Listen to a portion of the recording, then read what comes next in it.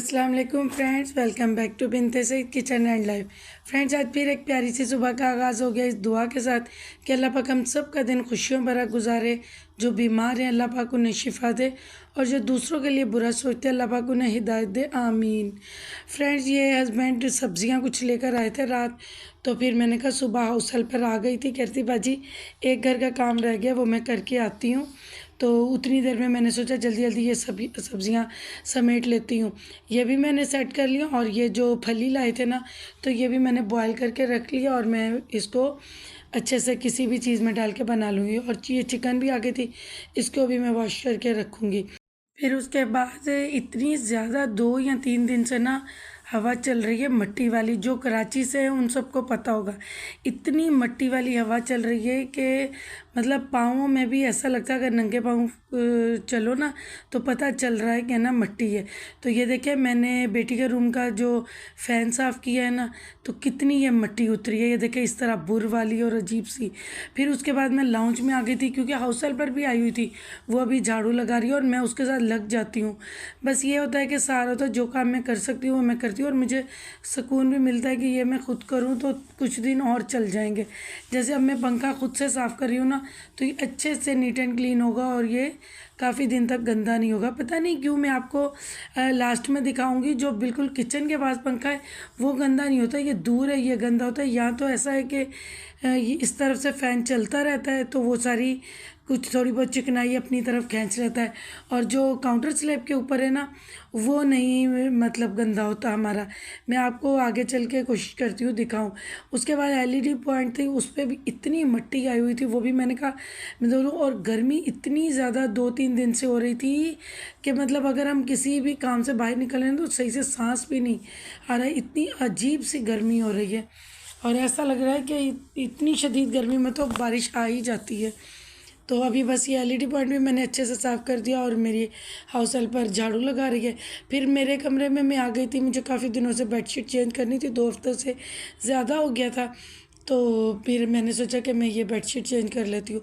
बस इसी तरह ही होता है, पहले तो बंदा जब सुस्त होकर बैठा रहता है, जैसे ही देखता है हाउस हेल्पर आ गई है तो फिर काम शुरू हो जाते हैं। और दूसरी बात ये भी है, जब हम काम शुरू करते हैं ना तो बस फिर एक के बाद एक होना शुरू हो जाता है, बस उठने की देर है। तो बस ये जो मैं अभी बेडशीट बिछाऊंगी ना, मुझे नहीं पता शिफ्टिंग के दौरान या पता नहीं ये इसके तकिए कहाँ चले गए, बेडशीट के मिले ही नहीं। तो अभी मैं बिछाऊंगी। बहुत प्यारी मेरी बेडशीट है, मुझे याद नहीं है, थोड़ा टाइम हो गया है इसको लिए हुए। तो ये मैंने ली थी, बहुत खूबसूरत बेडशीट है। तो बस इसके तकिए मेरे कहीं इधर उधर मिसिंग हो गए। घर में तो नहीं है, मैंने पहले भी बिछाई थी तब भी नहीं थे, लेकिन मैंने सोचा था इसके कलर के मैचिंग के ले आऊँगी, तो दोबारा बस लेना ही नहीं हुआ। और बेडशीट भी 4-5 दफ़ा मैं डाल चुकी हूँ। अब देखें माशाल्लाह एक बंदा इस तरह डाल सकता है। मैं हमेशा जब भी बेडशीट चेंज करती हूँ तो मैं आप लोगों को बताती हूँ कि चारों कोनों में नॉट लगा के आप बेडशीट डालें, इतनी ईजीली डल जाएगी कि आप देखें कि आपके गद्दे की चौड़ाई कितनी है, उस हिसाब से आपने नॉट लगानी है। और थोड़ा गद्दे को खींच के ना जैसे तो आप डालेंगे तो बहुत अच्छी तरह मतलब ना बेडशीट फिट हो जाती है और आपको कहीं से भी खींच खूंच के सही करनी भी नहीं पड़ती है।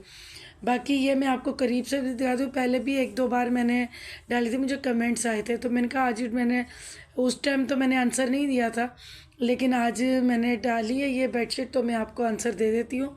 मुझसे एक बहन ने कहा था कि आप ही ये मशीन की कढ़ाई हुई हुई है, तो मैंने उस टाइम रिप्लाई नहीं दिया था। नहीं, ये कपड़े की जो एप्लिक वर्क होता है ना वो है। और माशाल्लाह देखिए मैंने पूरा कमरा डस्टिंग क्लीनिंग सब चीज़ों के बाद माशाल्लाह से हो गया। और वो कुछ एलईडी पॉइंट के नीचे मेरा कुछ कपड़ों का स्टिचिंग का या डिज़ाइनिंग के काम की चीज़ें पड़ी हैं, वो भी आपको कुछ दिन इसी तरह मिलेंगी। और ये अब मैं नज़दीक से आपको दिखा रही हूँ कि ये देखें कि माशाल्लाह माशाल्लाह कितनी खूबसूरत एप्लिक वर्क हुई है कि कपड़े के साथ ही एप्लिक के साथ ही पूरे फ्लावर के शेड बनाए हुए हैं, हल्के से तेज़ रंग में जो नहीं एक शेड बनते वो है। माशाल्लाह माशाल्लाह। जो हमारी आपी की डेथ हो गई है ना, वो ये वाला काम भी बहुत अच्छा और इसी तरह नफासत से करती थी, क्योंकि उन्हें बहुत शौक़ था इस तरह की चीज़ें करने का।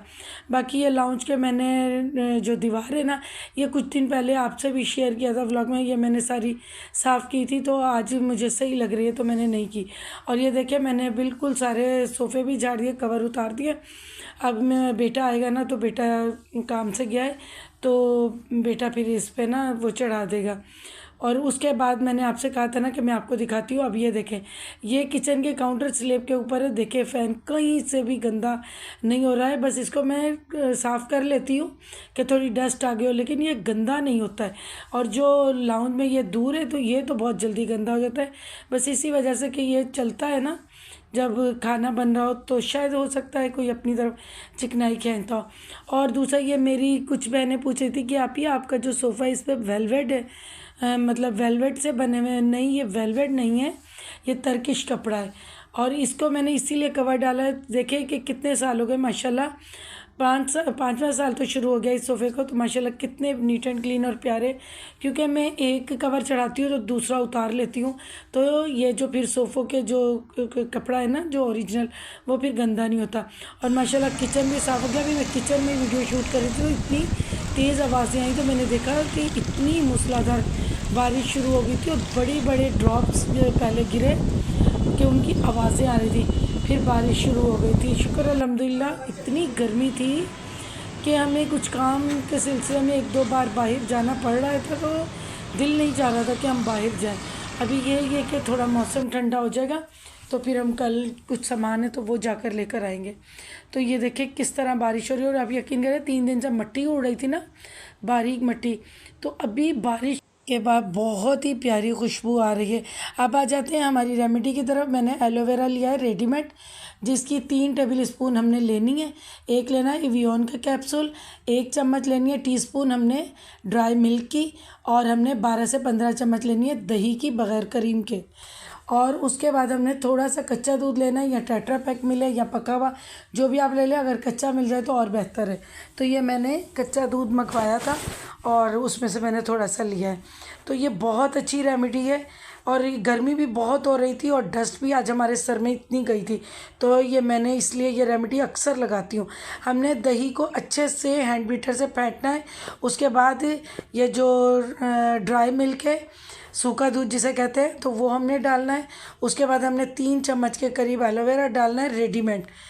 अगर फ्रेश हो तो आप डाल लो, वरना मैं ज़्यादा इस रेमेडी में ना रेडीमेड ही डालती हूँ। और थोड़ा सा मैंने दूध डाला है, यानी मैंने 1 घूंट के करीब डाला है। और ये एवियन का कैप्सूल मैंने डाला है। उसके बाद फिर हम इसको अच्छे से हैंड बीटर से शेक करेंगे। ये देखिए मैंने काफ़ी देर इसको किया था कि ये बिल्कुल स्मूथ हो गया था, बिल्कुल बहुत ही प्यारी इसकी पेस्ट बन गई थी। उसके बाद ये मैंने ये 3-4 बोतलें लेकर रखी हुई, जिनमें केचप या कोई सॉस डाल सकते हो आप, तो मैंने डाल के रखी है। क्योंकि कोई भी मास्क को ना हाथ से लगा तो लेती हूँ, लेकिन थोड़ी दिक्कत होती है, तो मैंने इसमें डाला है। इससे बहुत इजी लगता है, तो मैं इसी में ही डालकर अब लगा रही हूँ। थोड़ा सा मैं कैमरा इस तरह सेट नहीं कर पाई, क्योंकि बेटा मेरी वीडियो शूट करता है ना, तो वो काम से गया हुआ है, तो अभी इस तरह मैं इसके लगा रही हूँ। आपको अंदाज़ा तो हो गया होगा। आप भी इसी तरह की कोई बोतल ले लें, या खाली जो केचप वगैरह की किसी सॉस की खाली होती है, उसी को ही अच्छे से वॉश करके डाल लें। लेकिन ये मैंने 3 बोतलें ली हैं, ये मैंने रेडीमेड ही ली हैं। इस तरह आप बिल्कुल अच्छी तरह बालों के रूट्स में से निकाल के और अच्छे से लगाया। अभी भी देखें मैंने लेंथ में भी भर भर के डाला है, और इससे पता क्या है, गिरता भी नहीं है और अच्छे से लग भी जाता है। अब देखें ये मैं और भी लेंथ पे लगा रही हूँ, ताकि जो हमारे सर में इतनी डस्ट गई है और गर्मी भी इतनी है कि ये बालों में से गर्मी भी दूर करेगा, और जो डस्ट वगैरह हमारे गई है उससे भी हमें फ़ायदा देगा, और बाल बहुत अच्छे होंगे। अब ये देखिए इसने शावर ले लिया। अब आप इसके बाल देखिए, ये नेचुरल पंखे की हवा से ड्राई हुए हैं। तो आप देखिए माशाल्लाह, एक तो हेयर फॉल नहीं है माशाल्लाह, और दूसरा बाल नरम भी हैं, और शाइनिंग भी कितनी आ रही है। अब कंघा करेगी तो अभी वैसे ही चुटिया बना लेगी। फिर जब ये सुबह उठेगी ना, फिर मैं हल्का हल्का तेल लगा के फिर दोबारा चुटिया कर दूंगी। क्योंकि जब एक बार कोई रेमेडी या ऑयल निकालें ना तो थोड़ा सा बालों को रेस्ट देना चाहिए, फिर उसके बाद चंद घंटे, फिर उसके बाद आप दोबारा ऑयलिंग करके कर लें। अब देखें लेंथ में भी कितना प्यारा है, कोई हेयर फॉल नहीं है। बस यही चीज़ें इसी तरह आप यूज़ करें जैसे मैं कर रही हूँ। अभी हमने डस्ट वाला काम किया ना तो मैंने आपके साथ शेयर कर दी कि ये इस तरह आप लगाएं तो आपके बालों के लिए हेल्दी भी और अच्छा भी है, क्योंकि इसने भी मेरे साथ बहुत सारी डस्टिंग की थी और इतनी ज़्यादा मिट्टी आ रही थी। चले ठीक है, बहुत सारा प्यार और दुआएं। अल्लाह हाफिज़।